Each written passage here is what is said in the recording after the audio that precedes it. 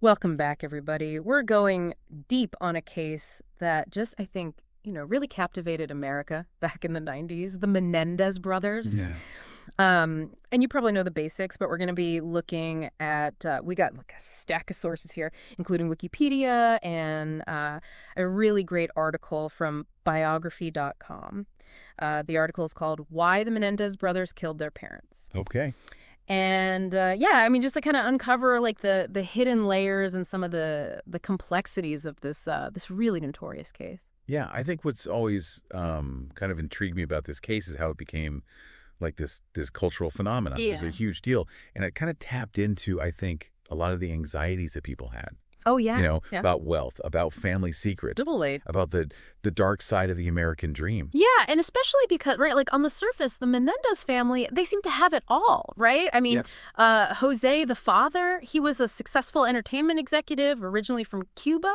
His wife, Kitty, she was a former beauty queen. They lived in like this lavish Beverly Hills mansion, a home previously owned by, get this, like Michael Jackson, Elton John. Oh, wow. And their sons, Lyle and Erik, both talented tennis players. I mean, it's the kind of success story that very quickly turned into a total nightmare. Yeah, that's I think one of the things that really drew so much attention to it initially. It was this contrast between this perfect facade and this really kind of horrific truth. And I think it was a reminder that even behind the walls of a mansion, darkness can lurk. Yeah, for sure. And the darkness in this case was really, really shocking. Yeah. On August 20th, 1989, Jose and Kitty were found murdered in their den.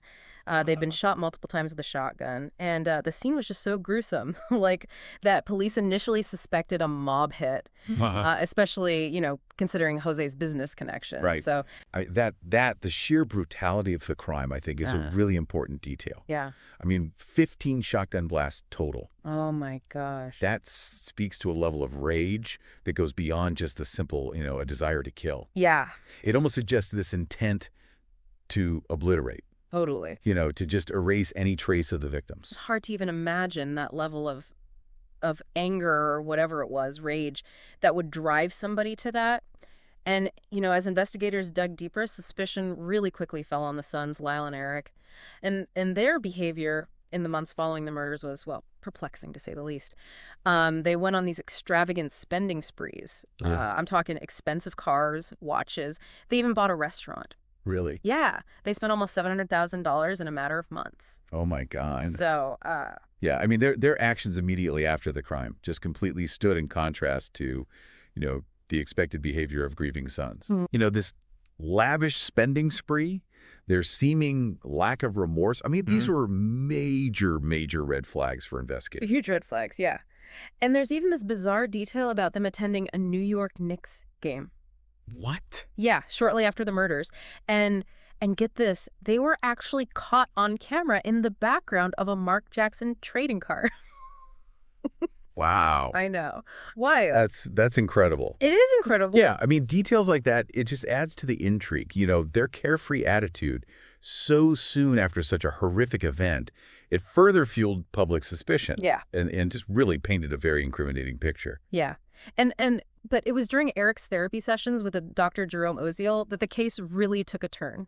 Okay. So Erik actually confessed to the murders during these sessions. Wow. I know, right? And in a twist that I think is worthy of like a soap opera, it was Oziel's mistress, Judalon Smith, who ended up reporting those confessions to the police. Wow. So that confession, I mean, that was pivotal. It shifted the focus squarely onto the brothers. Oh, yeah. And really set the stage for the highly publicized trials that would follow. Right. But it also kind of added another layer of complexity to the case. Totally. You see, the brothers didn't deny killing their parents. Right. Instead, they claimed they acted in self-defense after years of alleged abuse. And that was the bombshell, right? The abuse defense as it became known. Lyle and Erik, they alleged years of sexual, emotional, and physical abuse by their father. Wow. And they painted this picture of Jose that completely contradicted his public image, right? A successful, loving family man. Yeah. I mean, the brothers' claims, it really forced the public and the legal system to confront this very dark reality of abuse. Yeah. particularly within seemingly perfect families. Right. I mean, their accusations raise really uncomfortable questions about family dynamics, the long-lasting effects of trauma, Yeah. and the limits of self-defense. For sure. And Erik's testimony included this particularly disturbing detail. He claimed that he would put cinnamon in his father's drinks to mask the taste of semen.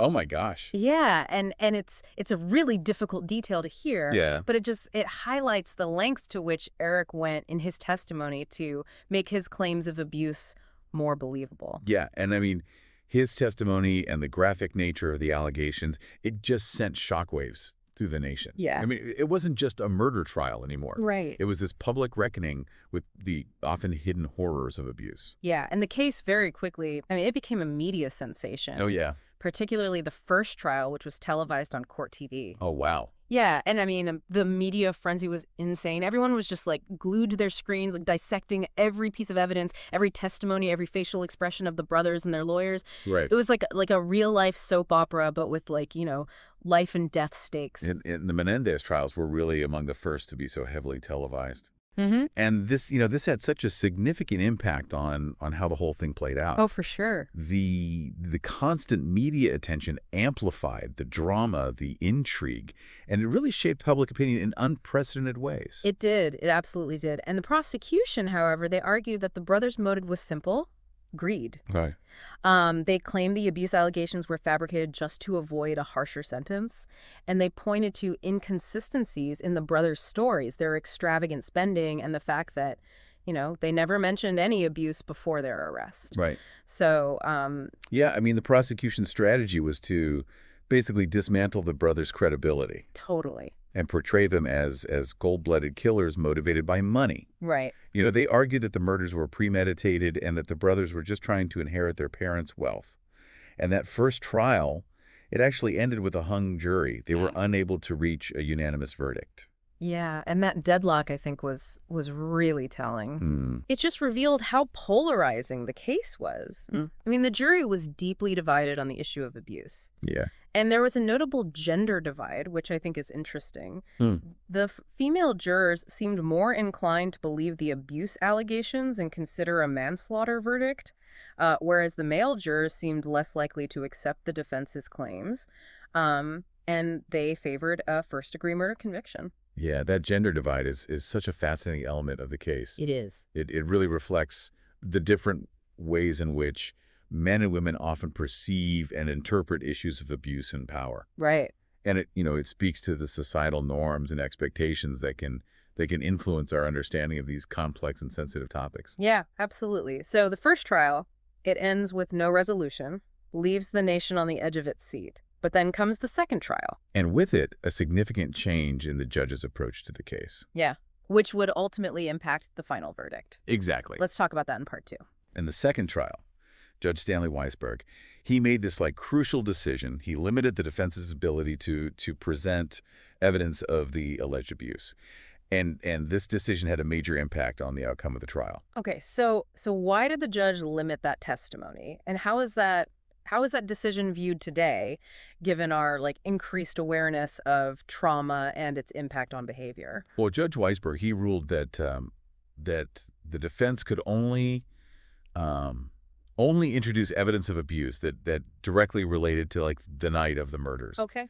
And he argued that allowing extensive testimony about years of alleged abuse would unfairly prejudice the jury. I see. Against the parents who are no longer alive to defend themselves. Yeah, it's a really tough call, on the one hand, you want to ensure a fair trial, obviously for the defendants. Right. But on the other hand, you don't want to silence victims of abuse, right? Yeah. Or prevent them from presenting a full picture of the circumstances that led to their actions. Yeah, exactly. Yeah. And in hindsight, a lot of legal experts believe that Judge Weisberg's ruling was overly restrictive. Right. And it failed to adequately consider the complex dynamics of abuse. Yeah. And its long-term psychological effects. Totally. And today, with our deeper understanding of trauma, courts are much more likely to allow a much broader range of evidence in cases where abuse is alleged. So how did this limited testimony affect the brothers' case in the second trial? Well, it significantly weakened their defense. Okay. It shifted the focus away from their claims of being victims of abuse and back onto the act of murder itself. Right. And the prosecution, they seized on this opportunity. They meticulously dissected the brothers' alibi for the night of the murders. Right. And they highlighted all these inconsistencies in their accounts. Right, because they claimed to have been out watching a movie, but their story had some holes. Exactly. Initially, they said they couldn't buy tickets to Batman because Erik didn't have his ID. Right. But then it came out that he did actually have his ID with him that night. Yeah, and then there were their changing stories about where they were during the time of the murders, right? Yeah. First, it was driving around aimlessly, then it was being at a festival. I mean, these shifting narratives, that really damaged their credibility. Oh, absolutely. And it wasn't just the alibi issue. Right. Their behavior immediately after the murders came under intense scrutiny. Right. Some people found Lyle's 911 call to be overly dramatic. Oh, interesting. Almost as if he was acting. I read that Lyle had actually taken acting classes at Princeton, and some people speculated that this background might have influenced his behavior during that call. Yeah, it's certainly possible. And then there was this whole mysterious case of the missing will. Oh, right, yeah. Testimony revealed that Lyle had returned to Princeton shortly after the murders, and he asked a friend to help him erase something from the family computer. Hmm. And then later, it came to light that José had been updating his will, potentially reducing the inheritance for his sons. So not only were their alibis unraveling, but evidence emerged suggesting a possible motive tied to their, lavish spending sprees. Right. They were burning through their inheritance at an astonishing rate, almost as if they knew a significant amount of money was coming their way. I mean, their extravagant spending, it contributed in several ways. It could have been like a subconscious attempt to deflect suspicion, to project an image of carefree innocence. I see. Or it could have been a manifestation of their entitlement, Right. a belief that they deserve their parents' wealth, regardless of the circumstances. And then, of course, there were the tapes of Erik's therapy sessions with Dr. Oziel.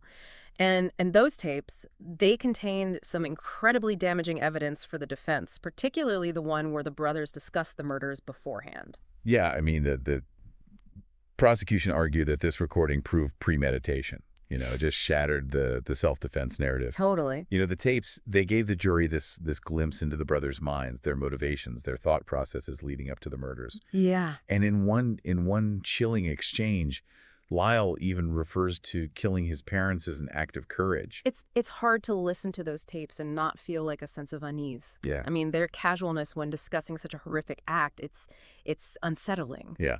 And the prosecution effectively used those tapes to portray the brothers as cold, calculating, and driven by greed rather than fear. Yeah. But even with this seemingly damning evidence, remember the first trial resulted in a hung jury. Right. I mean, it just goes to show how polarizing this case was. Yeah. And again, it seems like the female jurors were more sympathetic to the abuse defense, and the male jurors were less inclined to believe it. And this gender divide really highlights how personal experiences and societal perceptions can really shape our understanding of complex issues like domestic violence.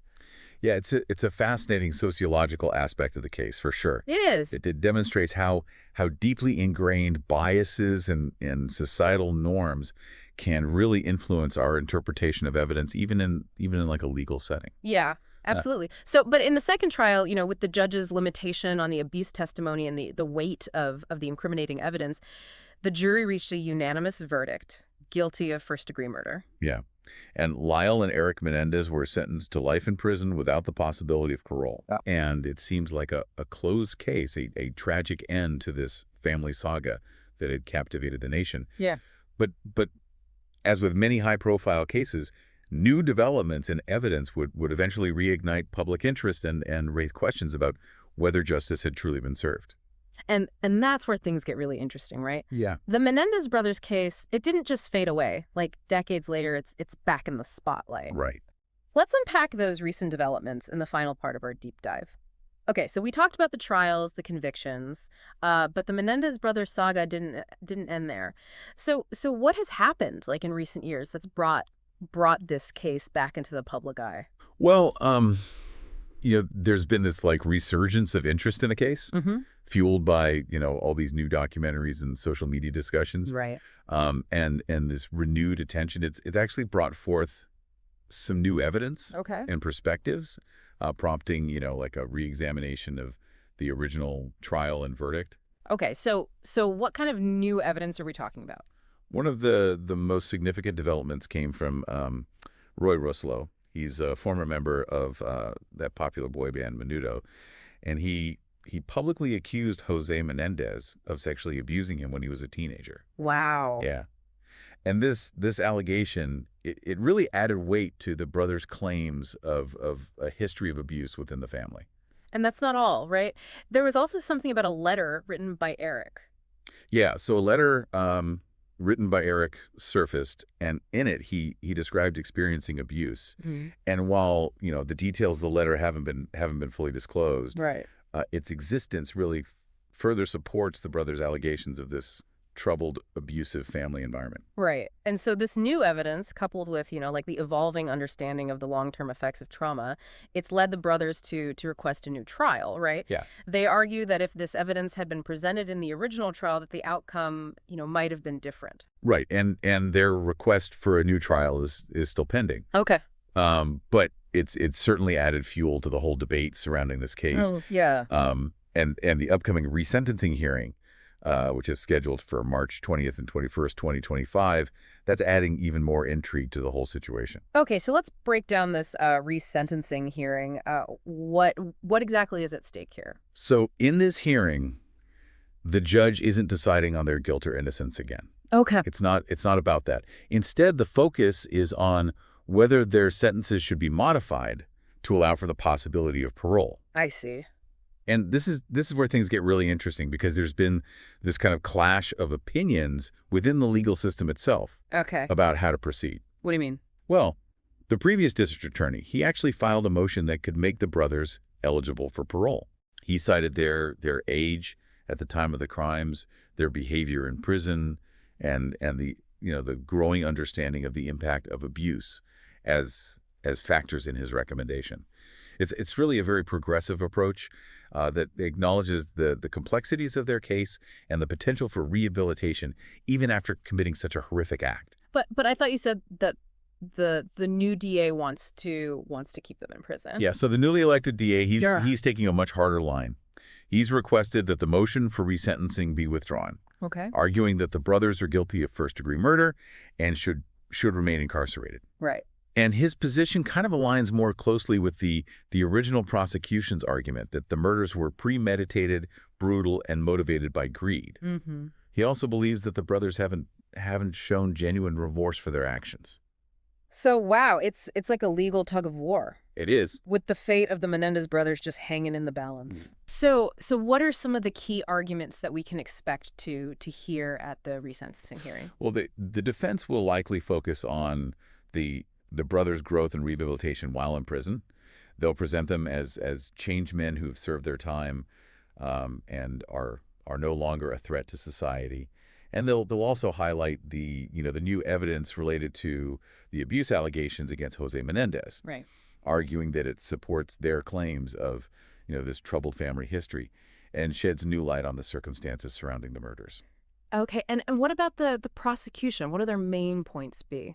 They'll probably counter by emphasizing the severity of the crime, the calculated nature of the killings, and the brothers' initial attempts to deceive investigators. Right. And they'll aim to portray Lyle and Erik as manipulative, remorseless, and arguing that releasing them would pose a danger to the public.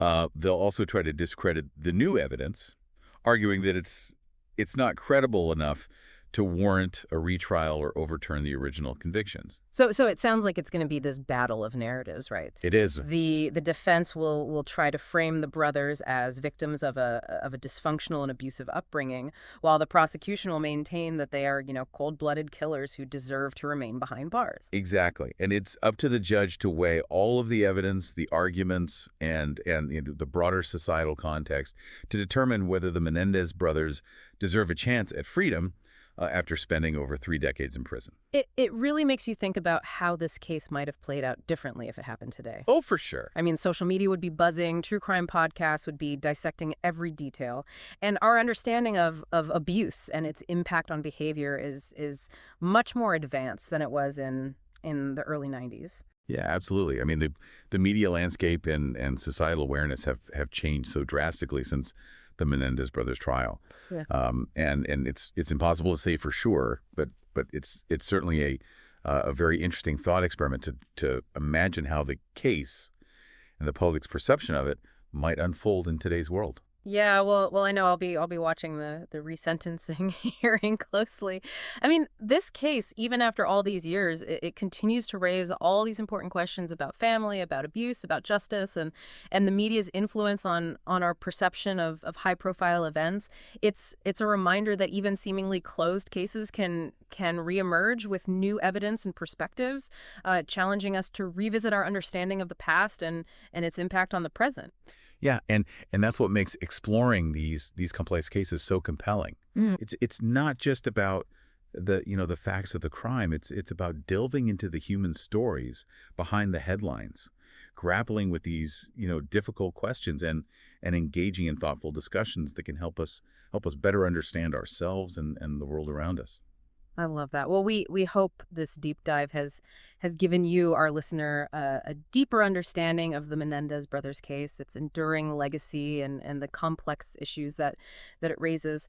And as you follow the upcoming resentencing hearing and potential future developments, remember to think critically, examine the evidence, and consider all sides of the story. Yeah, the pursuit of knowledge and understanding is an ongoing process, and cases like this invite us to continue exploring, questioning, and challenging our own assumptions. Love it.